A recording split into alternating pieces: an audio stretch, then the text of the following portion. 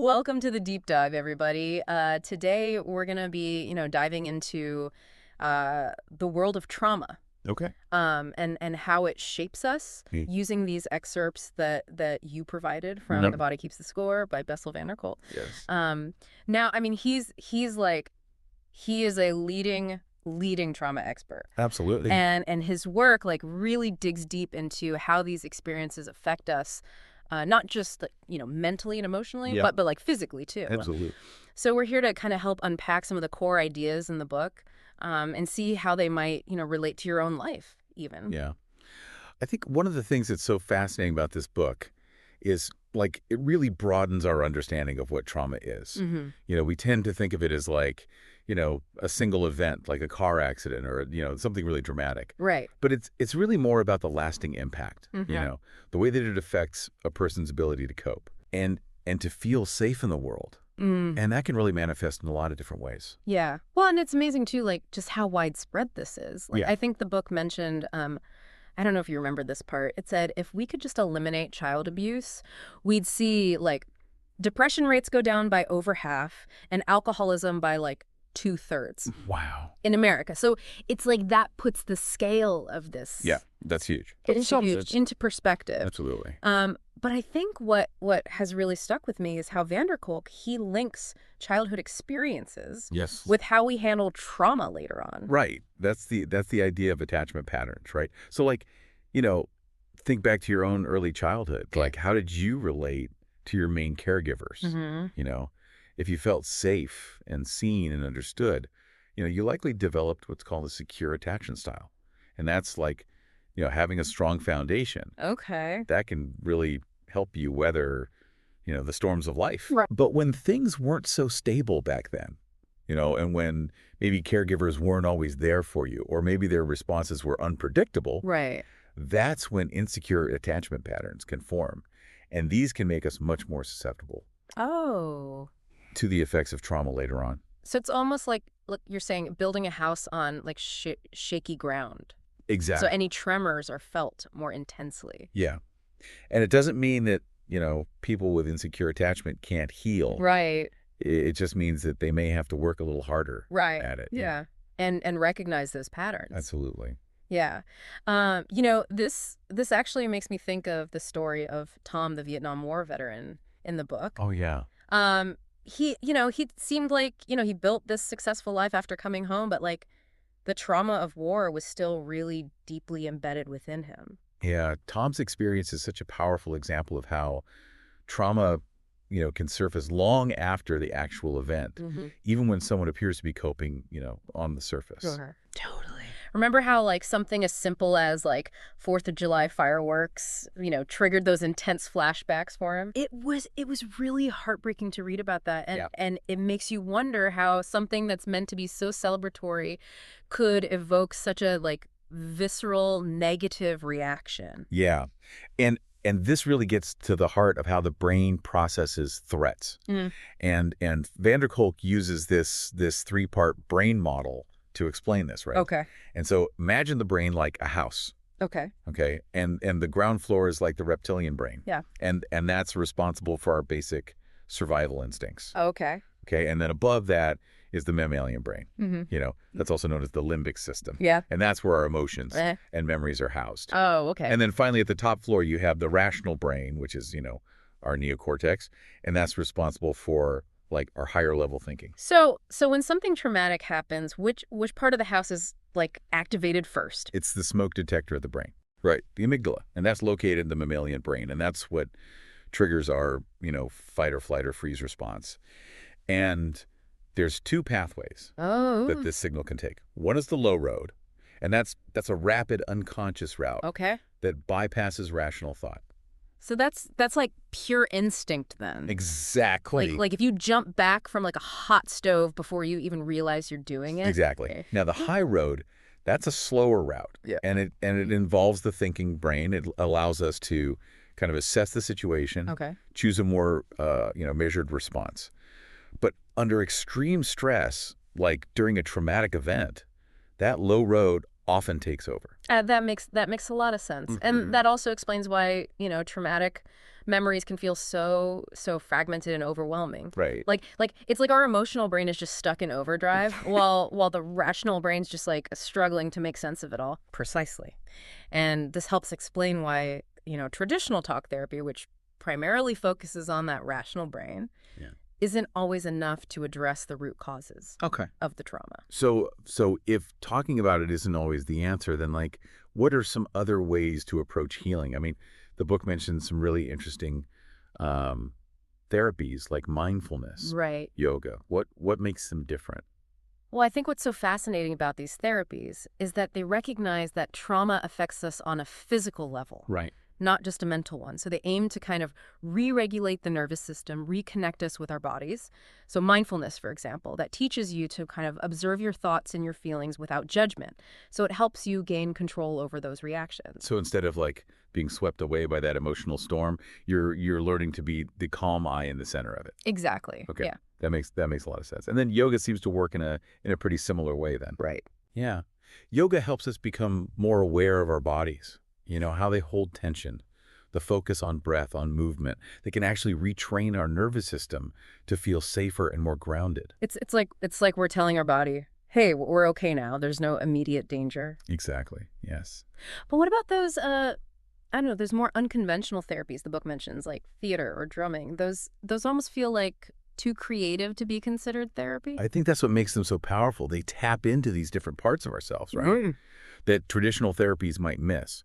So theater, for example, that allows you to explore those traumatic memories through storytelling, through role-playing, but you do it in a safe environment. Right. And then drumming or any form of communal rhythm, that can create such a powerful sense of connection, Okay. of belonging, which is so often really deeply needed after someone's experienced trauma. It's like tapping into that primal, almost instinctual part of our brains that craves that rhythm and connection. Yes. It sounds like there's a whole toolbox of approaches out there, each kind of addressing a different aspect of trauma.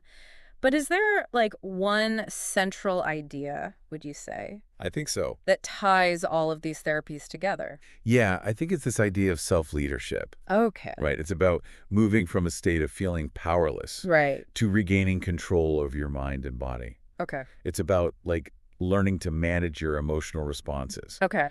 building resilience in the face of challenges. So it's not just about like managing the symptoms, it's about reclaiming your life Exactly. and becoming the author of your own story, even if that story includes those chapters of trauma. It's beautifully said. Well, this has been incredibly insightful. I mean, we've covered a lot of ground already. We went from like understanding, how trauma is even defined to like exploring all these innovative therapies that can help us heal. But before we delve, even deeper into those treatment approaches, I think let's just take a moment to reflect on what's resonated with you so far. Have you experienced any of these things yourself? What stands out to you? Well, we'll be back in a moment to continue our deep dive into The Body Keeps the Score. Welcome back to the deep dive. Yeah. Before the break, we were talking about how trauma can, leave us feeling disconnected from our bodies, and how some of these like alternative therapies might offer a way back. It's like our bodies become a battleground, holding on to the tension and the fear, Mm-hmm. even when the danger has passed. Right. And these therapies, they really help us, Right. reclaim that territory. I remember you mentioned mindfulness Yes. earlier. And I've tried those like meditation apps before, but like sometimes I feel like I'm doing it wrong. Right. How does mindfulness actually like help with trauma? Well, I think there's a lot of misconceptions about mindfulness, Right. A lot of people think it's about like Yeah. emptying your mind, Yeah. which is, pretty much impossible. Right. But it's really more about becoming, Yeah. a curious observer of your internal world. Okay. Your thoughts, your feelings, your sensations, Hmm. but without getting swept away by them. Oh, okay. Right. So instead of like judging myself for having, anxious thoughts, Right. I just like Yeah. acknowledge them and let them pass. Yeah, just notice them. Okay. Like, oh, there's that thought again, Yeah. Yeah. Interesting. And over time, that practice can really help calm, the smoke detector in your brain, Right. the amygdala, Yeah. and it just creates a little bit of space Yeah. between you and your reactions, That makes a lot of sense. Hmm. And I can see how yoga would fit into that too. Yeah. You know?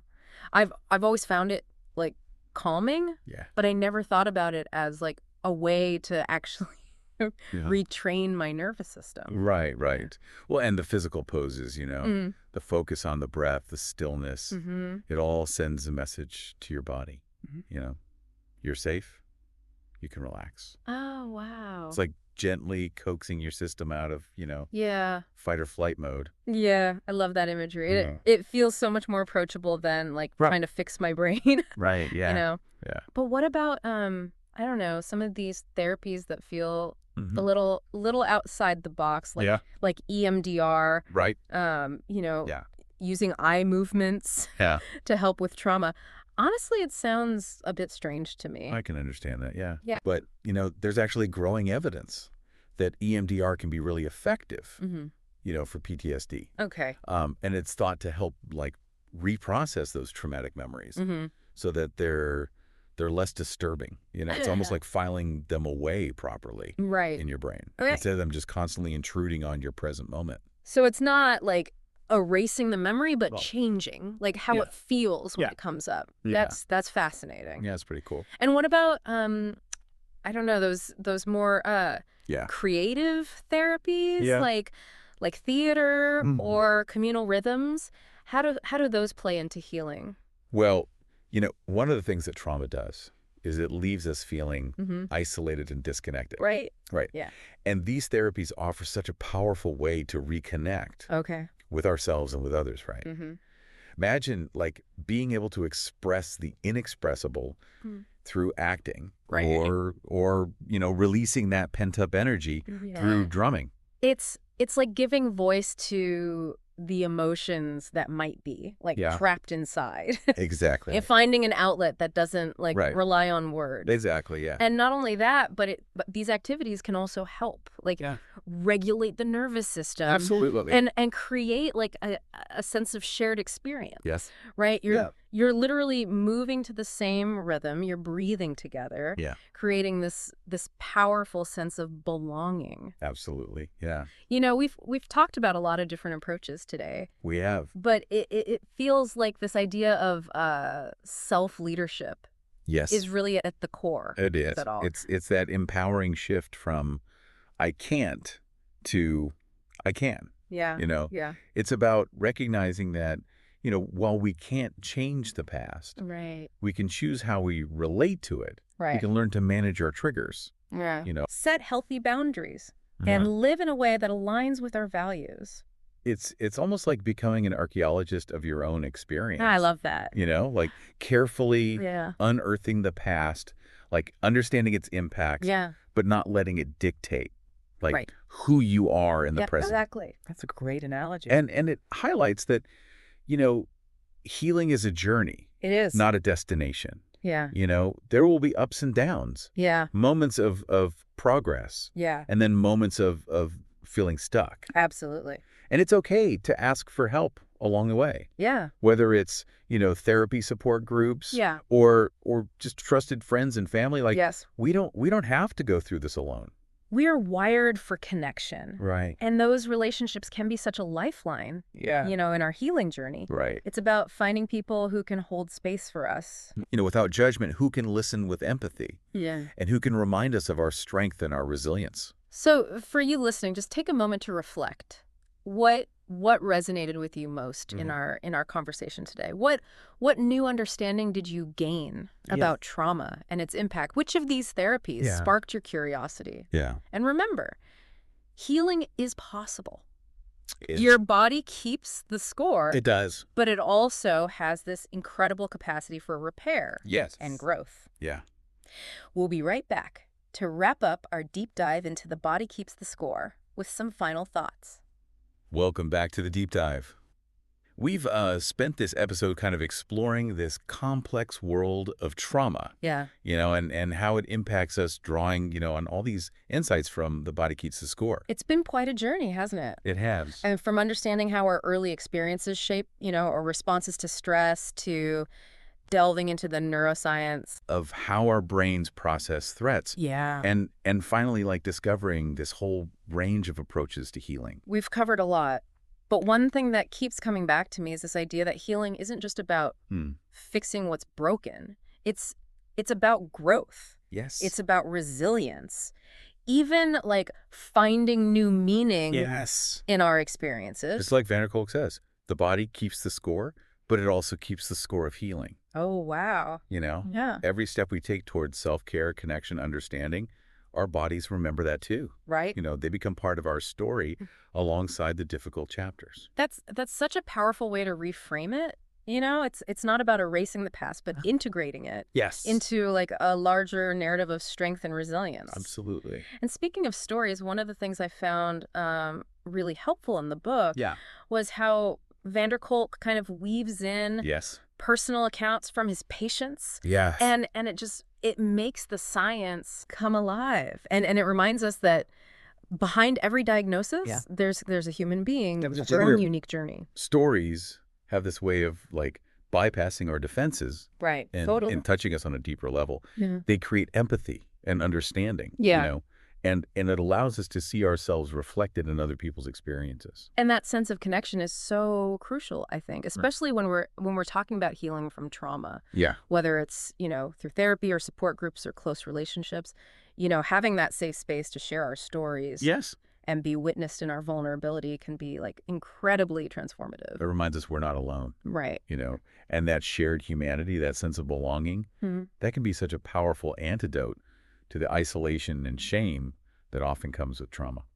So as we wrap up our deep dive into The Body Keeps the Score, what's one key takeaway you'd like to leave our listeners with today? If I could distill it down to one message, it would be healing is possible. Yeah. It might not be easy. Mm-hmm. It might not be linear, but it is possible. Mm-hmm. You know, your body is capable of incredible resilience, and there are tools Mm-hmm. and resources available to support you on that journey. Beautifully said. And if you're listening and you're feeling inspired to like explore this further, Mm-hmm.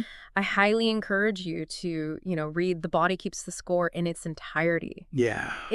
It's a truly remarkable book, and I think it can offer like profound insights Yeah. and hope Yes. for anyone who's been touched by trauma. And remember, you are not defined by your experiences. Right. You are strong, you are worthy, and you deserve to heal and thrive. Thank you for joining us on this deep dive Mm-hmm. into the world of trauma and healing. We hope it's sparked your curiosity and given you some new perspectives to consider.